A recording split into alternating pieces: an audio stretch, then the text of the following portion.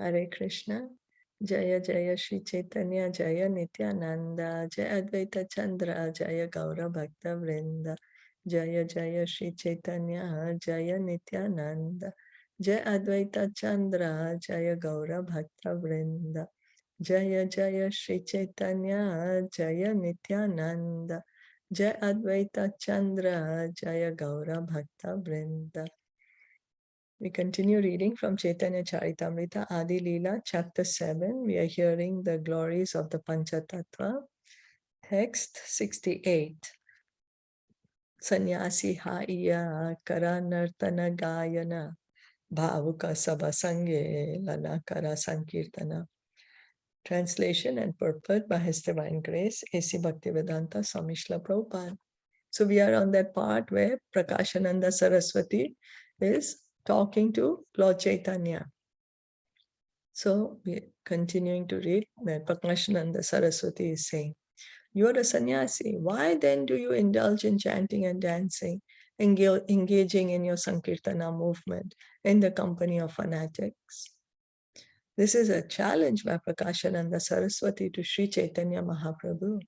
So Prakashananda Saraswati is telling Lord Chaitanya, hey, see, you are from our same sampradaya, You're supposed to be studying the Vedanta Sutra. You're supposed to be engaged in study. But all we see is that you're just chanting and dancing and doing the Sankirtan movement and in the company, in the association of fanatics. So Prakashananda Saraswati is thinking that the Sankirtana movement is fanaticism. So Srila Bhaktisiddhanta Saraswati Thakur writes in his Anubhasya that Sri Chaitanya Mahaprabhu, who is the object of Vedanta philosophical research, has very kindly determined who is an appropriate candidate for study of Vedanta philosophy. The first qualification of such a candidate is expressed by Sri Chaitanya Mahaprabhu in his Shikshashtaka. So the object of Vedas, the object of Vedanta is Krishna. Krishna says in Bhagavad Gita, chapter 15, text 15, Vedescha sarver aham eva vedaya. By all the Vedas, I am to be known. He says that.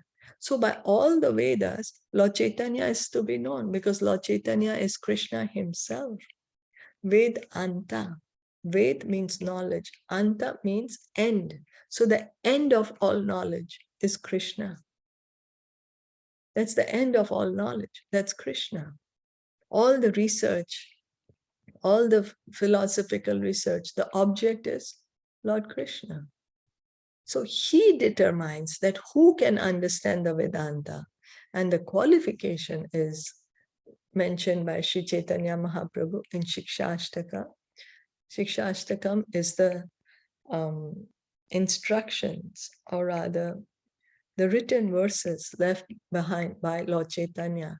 He left behind only 8 verses. He left all the other writing to his followers.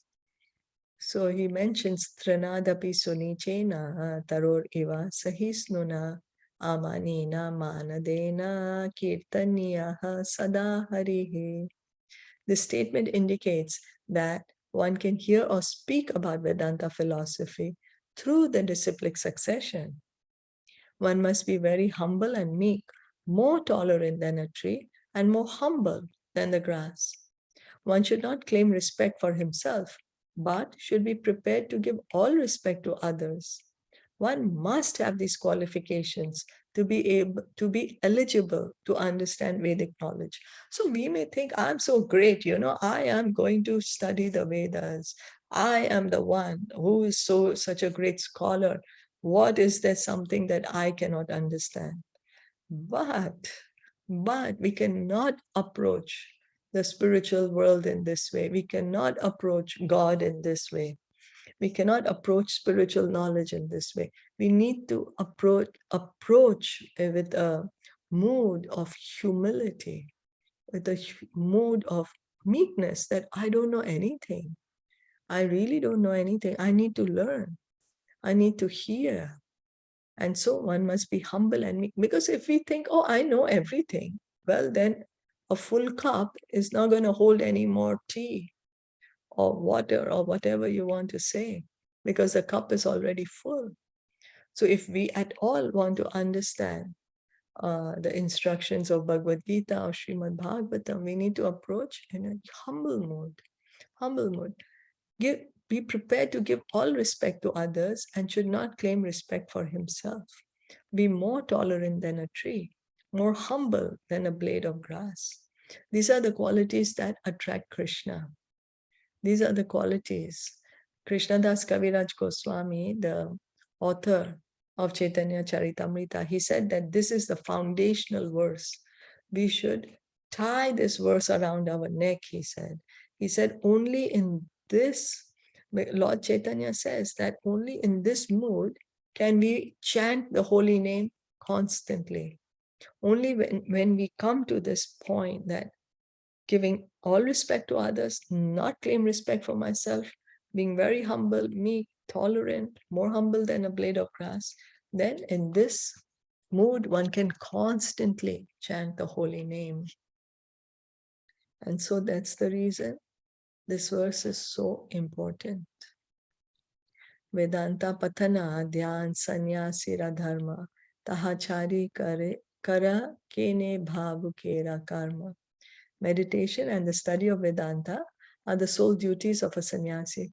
Why do you abandon these to dance with fanatics? So Prakashananda Saraswati is continuing to talk to Lord Chaitanya in this way. As that, the sannyasi is just supposed to be studying meditation. What are you doing? Dancing like a mad person. As explained in regard to verse 41, Mayavadi sannyasis do not approve of chanting and dancing. Prakashananda Saraswati, like Sarvabhauma Bhattacharya, misunderstood Sri Chaitanya Mahaprabhu to be a misled young sannyasi, and therefore he asked him why he indulged in the association of fanatics instead of executing the duty of a sannyasi. So it's because Prakashananda Saraswati is not able to understand. That's why he's telling him this way. And same is Sarvabhauma Bhattacharya. Sarvabhauma Bhattacharya was also a leader of the impersonalist in Jagannath Puri. But after he heard from Lord Chaitanya Mahaprabhu, he surrendered to Lord Chaitanya Mahaprabhu.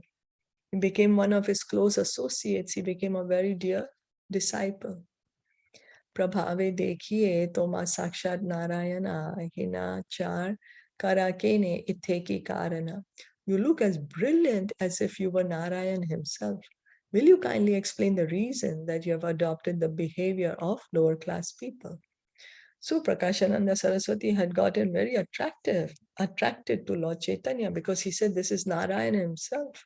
The Brahman effulgence is coming from his body of Lord Chaitanya.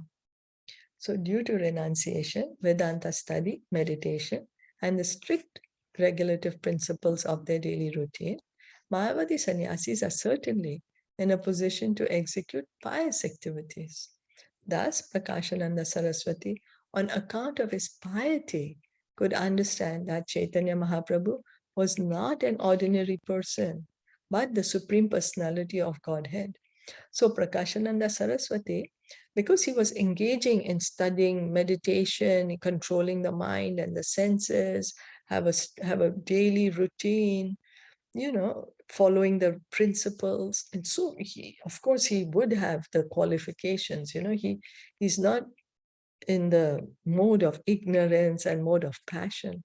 So because of that, he could understand that Lord Chaitanya is God. He could understand that Lord Chaitanya is not an ordinary person, but is God himself, Sakshat Narayana. He considered him to be Narayan himself. Mayavadi sannyasis address one another as Narayan because they think that they're all going to be Narayan or merge with Narayan in the next life.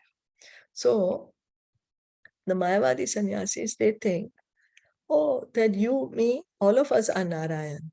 Or right now we are not Narayan, but after we give up this body, we are going to become Narayan by merging into the light of which is coming from the body of Narayan, the Brahma Jyoti.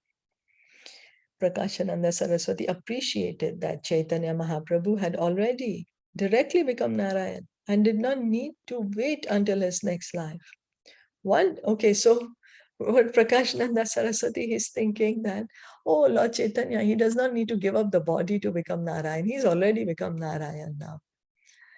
One difference between the Vaishnava and Mayavadi philosophy is that Mayavadi philosophers think that after giving up their bodies, they're going to become Narayan by merging with his body. Whereas Vaishnava philosophers understand that after the body dies, they're going to have a transcendental spiritual body in which to associate with Narayan.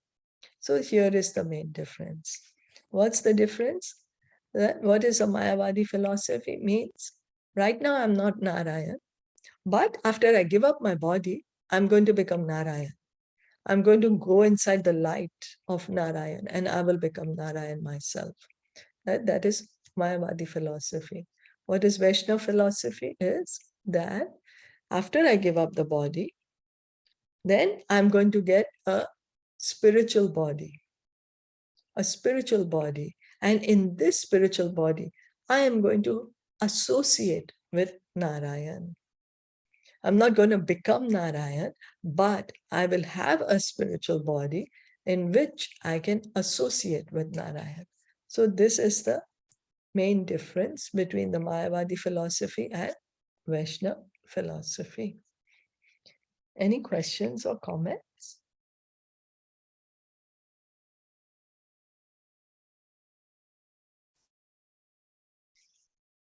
If not, then we'll stop here for today. Shri Caitanya Caritamrita ki jai, Srila Prabhupada ki jai, Gaur Bhaktavinda ki jai. Hare Krishna.